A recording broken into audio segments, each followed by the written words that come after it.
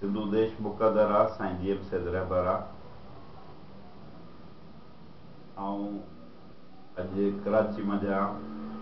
मरकज़ी हवाले सां पूरी सिंधी पंहिंजी क़ौम खे, नौजवाननि खे, औरतुनि न्याणियुनि भेनरुनि खे ऐं ॿारनि खे,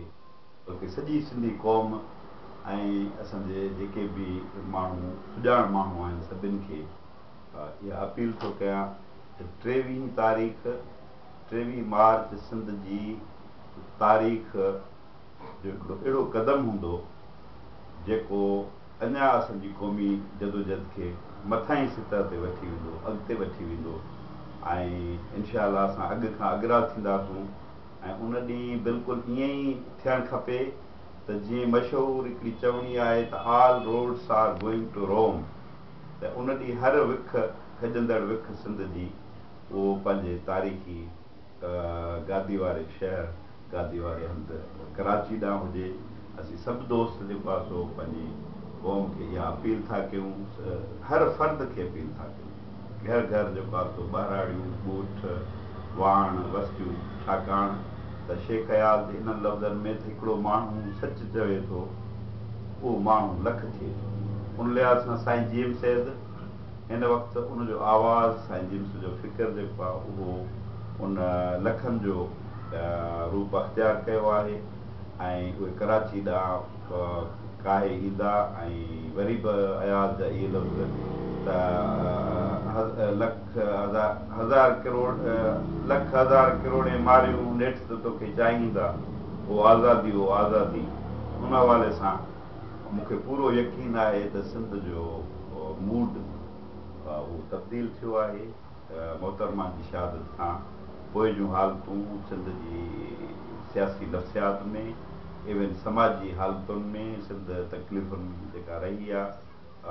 कॾहिं ॿोॾि जी सूरत में, कॾहिं जेको आहे बरसातुनि जी ॿोॾि जी सूरत में मुसीबतुनि में रही आहे। हींअर सिंध पंहिंजे सिंधी क़ौम खे पंहिंजे शहरनि जी मालिकी करणी आहे ऐं उन हवाले सां जेको ख़ुशूसन कराची ते दावाऊं थियनि थियूं 23 मार्च ते असांखे क़ौमी ॿधी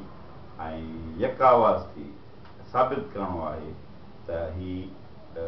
सिंध असांजो तारीख़ी वतन आहे ऐं असीं हज़ारे सालनि खां हिकिड़ी जुदागाना क़ौम आहियूं। सिंध हिकिड़ो जुदागाना मुल्क आहे। साईं जी एम सैद जा जेके लफ़्ज़ आहिनि, आज़ादी असांजो बुनियादी इंसानी हक़ आहे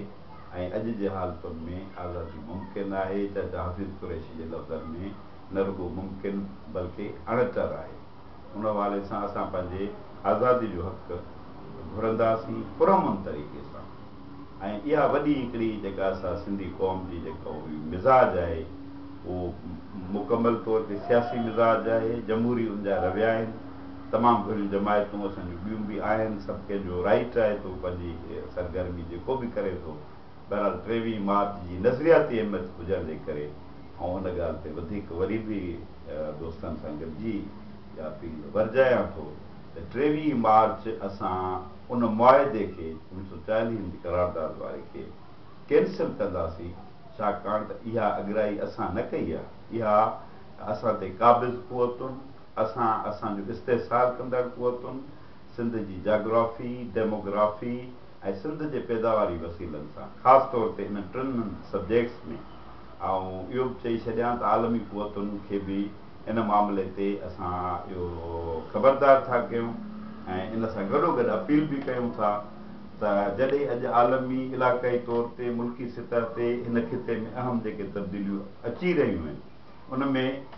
इहा तमामु वॾी ग़लती थींदी त कंहिं ॻणियो वञे त कंहिं शहरी हुकूमत हलाई आहे, कंहिं नाज़मी जो सिस्टम हलायो आहे या 2 सीटूं जेको आहे सो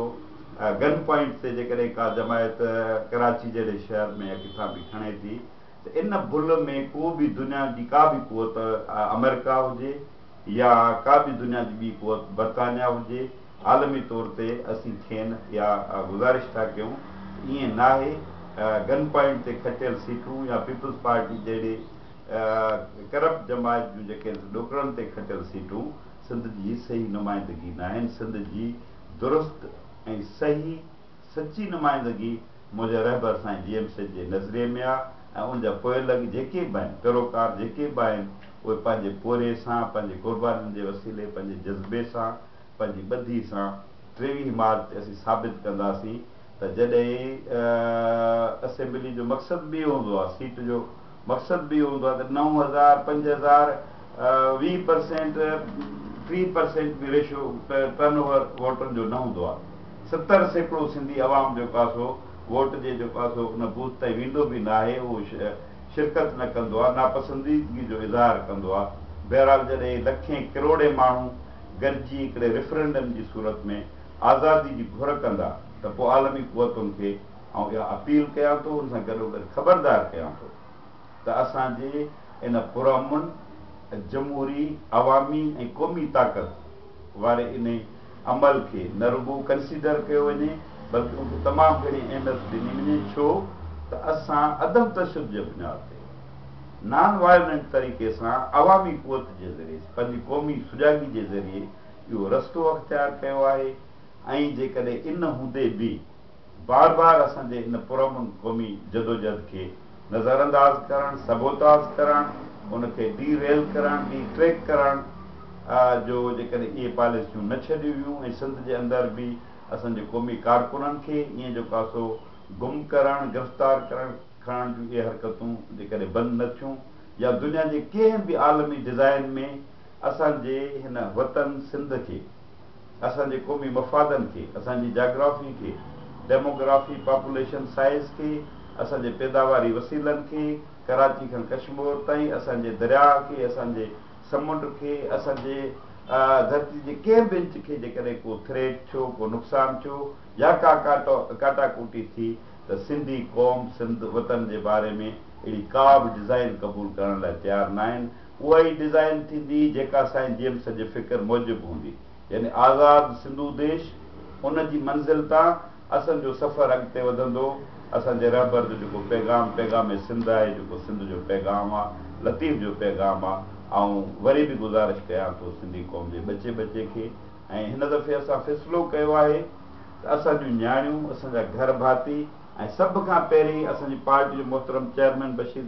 खान कुरैशी साहिबु इहो ऐलान कयो आहे त संदन घरवारी असांजी अमर जेका आहे उहा अॻुवाणी कंदी। मूं वाज़े करे छॾियो आहे प्रेस में बि, उहा मुंहिंजी घरवारी उन्हनि सां गॾु हूंदी, मुंहिंजूं न्याणी जेका आहे सा रूपा गॾु हूंदी, असांजा ॿचिड़ा, मुंहिंजूं भेनरूं, असां जेके दोस्त वेठा आहियूं, सॼी सिंध मां असांजूं न्याणियूं, सिंध जा ॿचा जेके हिलाली फर्ज़ंद आहिनि, सिंध जूं न्याणियूं जेके आहिनि से किथे बि पोइते न आहिनि जदोजहद में, सिंधियाड़ी तहरीक जे रूप में बि हुननि पाण मल्हायो आहे सदाईं। अहिड़ी रीति असां कोशिशि कंदासीं, अपील कंदासीं सिंध जे हर हिकु फ़र्द खे इहा अपील वरजायूं था त ख़ुदा हिकिड़ी नई तारीख़ लिखिजी रही आहे, नई तारीख़ ठही रही आहे, पंहिंजी क़ौमी ॿधी जो सबूत ॾियणो आहे, पंहिंजी क़ौमी उन बुर्दबारी सां, शानाइते तरीक़े सां, पुरअमन तरीक़े सां हर विख 23 मार्च ते कराची ॾांहुं खजे ऐं गॾिजी असीं ऐलान कंदासीं त सिंध घुरे थी आज़ादी।